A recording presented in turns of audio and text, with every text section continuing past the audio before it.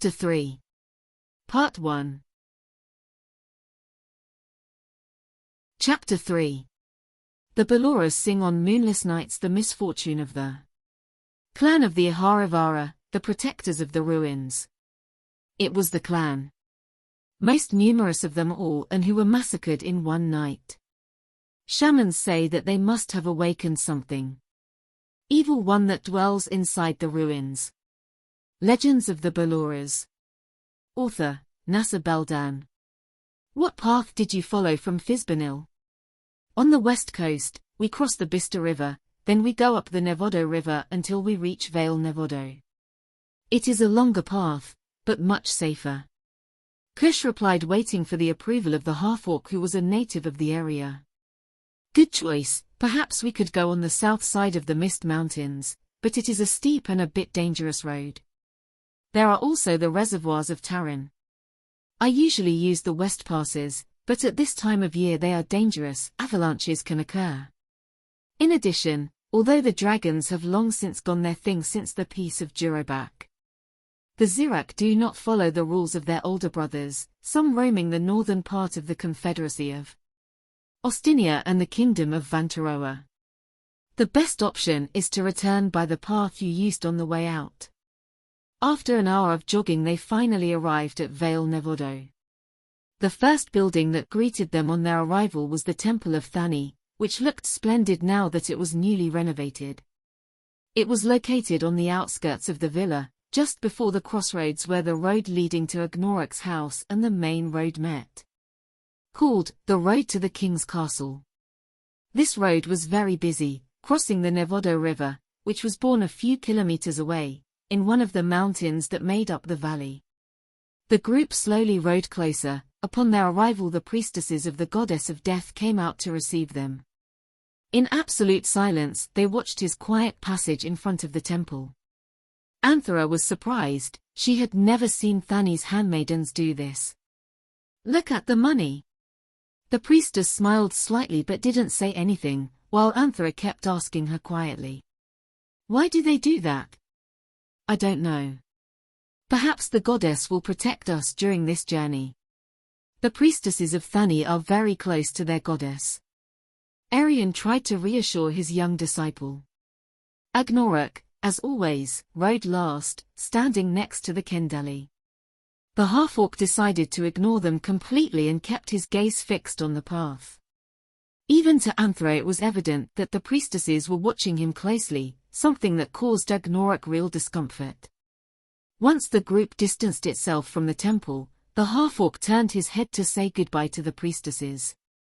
They watched him passively as Agnoruk's group disappeared from their sight. Once they were alone, a large crow landed in front of them, squawked a few times and then rose and flew in the direction of Valle Nevado. The high priestess smiled.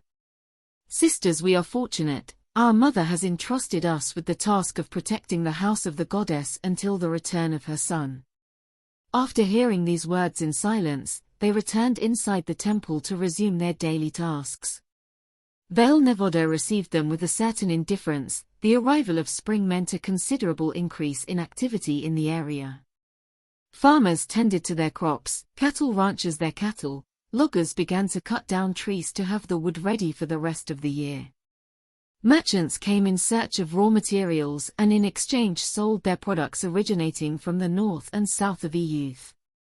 Snowy Valley was always one of the most prosperous towns in the Kingdom of Valder despite being located in the middle of the Mist Mountains, for two reasons. First, because it was located in a natural passage between the east and west of the continent, and the second enjoyed a privileged climate. The winter was milder than in the rest of the valleys in the area.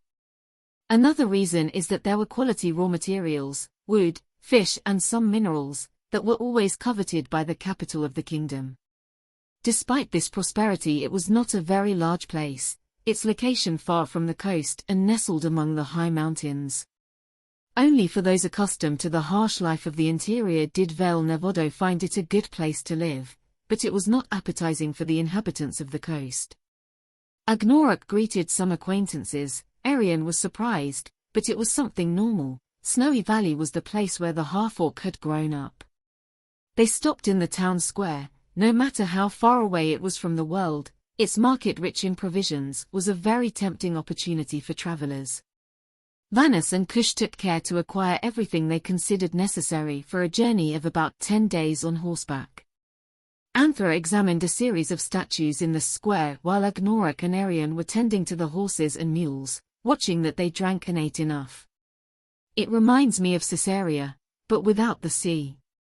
Arion commented, as he watched people buying and selling products in the market. We have been lucky, today is market day. Valle Nevado is the center of union of the small towns that are in the south of the Mist Mountains. Arion was surprised again to see how a crowd applauded a man who was showing his naked torso. Seeing the admiration of the neighbors towards him, he proudly raised his fist in victory. And that? Today is the first spring market, and as tradition dictates, it will be at the next crossing of moons when the Valle Nevado wrestling tournament will be held. Fighting tournament? Yes, without weapons.